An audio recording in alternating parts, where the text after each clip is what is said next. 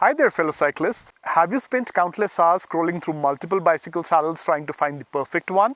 It's a problem that many of us face.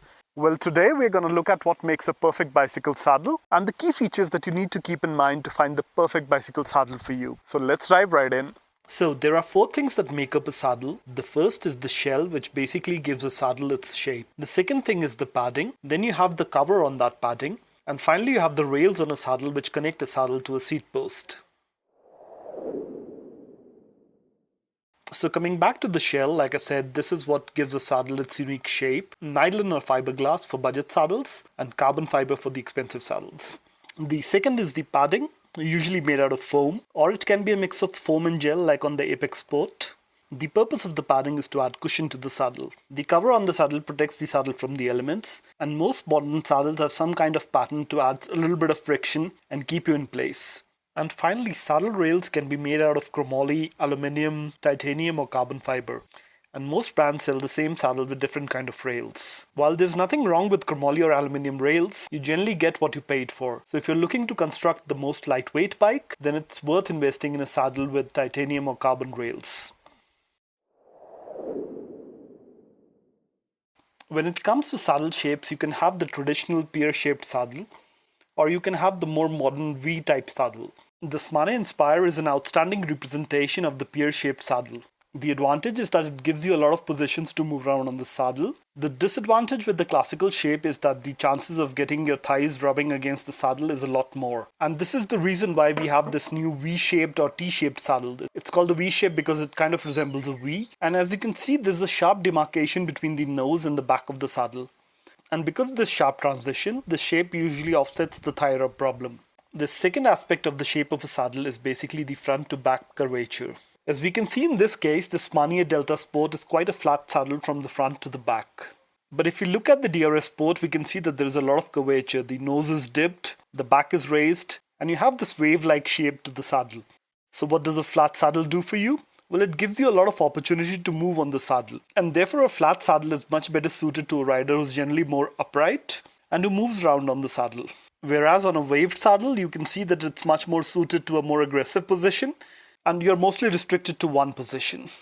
The third aspect of a saddle shape is side-to-side curvature. Here in my left hand, I have the Smania Apex Sport, and on my right hand, I have the DRS Sport. And as you can tell by just looking at it, that the Apex Sport is much flatter from side to side.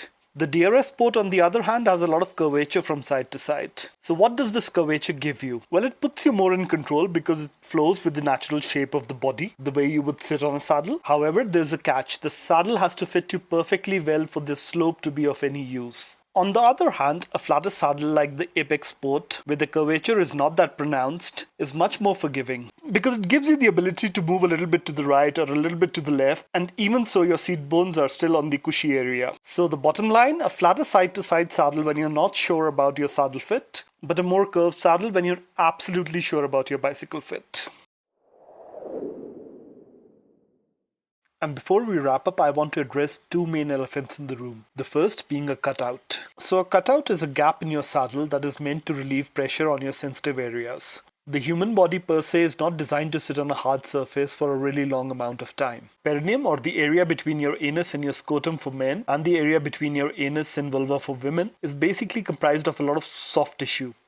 And there are also a lot of nerve endings over there. And what this cutout does is basically relieve the pressure on that sensitive area. It's a common misconception that cutout saddles are only for men. That is not the case. It's also equally effective for women. The same pressure relief can also be done by using different density of foam, like Smane has done on the Inspire line. By using different density of foam at the sit bones versus center of the saddle, you can also achieve some pressure relief that way.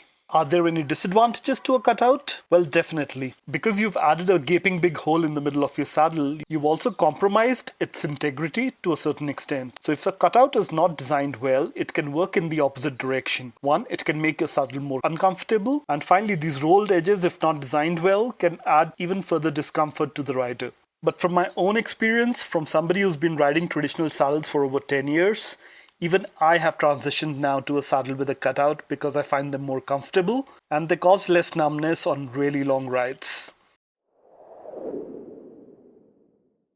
The second biggest misconception people have is that the more padding a saddle has, the more comfortable it will be. Padding definitely helps, but it's the shape of the saddle, the way it fits you and your riding style is what defines comfort and not the padding on the saddle. So here's what I'm trying to say, is that padding alone is not going to influence the comfort on your saddle. What really influences comfort on your saddle is the way your saddle is designed, its shell, its shape, and how well it fits your body type and the kind of riding that you do. In my next video, we're going to be looking at all these Smania saddles and we're going to figure out which of the rider profile best fits each of these saddles.